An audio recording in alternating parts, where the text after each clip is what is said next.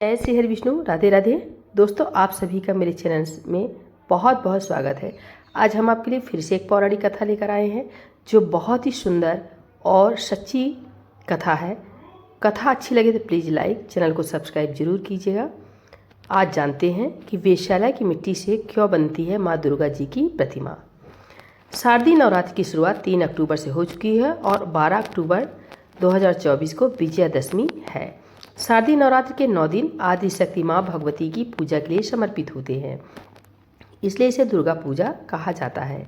दुर्गा पूजा के दौरान मंदिर में बड़े बड़े पूजा पंडाल और घर घर माँ दुर्गा की प्रतिमा स्थापित की जाती है। अब पूरे 9 दिन भक्तिभाव से पूजा की जाती है। मानता है कि अगर माँ दुर्गा की मूर्ति के लिए वेश्यालय के आंगन की मिट्टी का इस्तेमाल न किया जाए तो मूर्ति अधूरी मानी जाती है।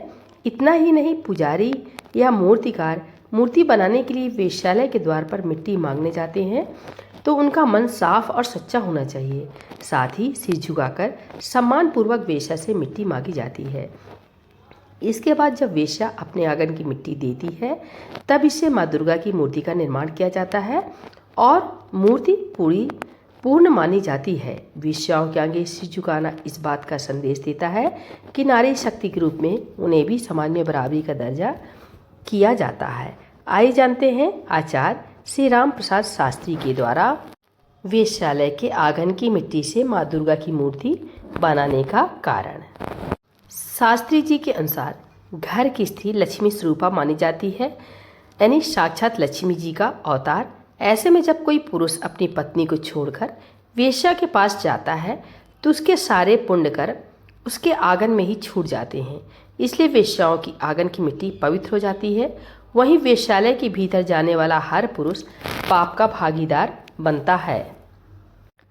दुर्गा पूजा के लिए माँ दुर्गा की प्रतिमा बनाने के लिए वेश्यालय के आंगन की मिट्टी के साथ ही अन्य चीज़ों की आवश्यकता होती है और उन्हें मूर्ति निर्माण के लिए बहुत जरूरी माना जाता है। इन सभी चीज़ों को बगैर मूर्ति पूर्ण नहीं मानी जाती है। वेश्यालय के आंगन की मिट्टी के साथ ही गंगा तट की मिट्टी, गोमूत्र और गोबर का प्रयोग भी माँ दुर्गा की मूर्ति बनाने के लिए किया जाता है। मूर्ति निर्माण के लिए इन चीज़ों का इस्तेमाल करने की परंपरा सदियों से चली आ रही है। आइए सुनते हैं एक पौराणिक कथा। पौराणिक कथा के अनुसार एक बार कुछ वेश्याएं स्नान के लिए गंगा नदी की तरफ जा रही थी। तभी उनकी नज़र एक कुष्ठ रोगी पर पड़ती है जो गंगा तट पर बैठा होता है और आते जाते लोगों से गुहार लगाता है कि कोई उसे भी गंगा स्नान करवा दे।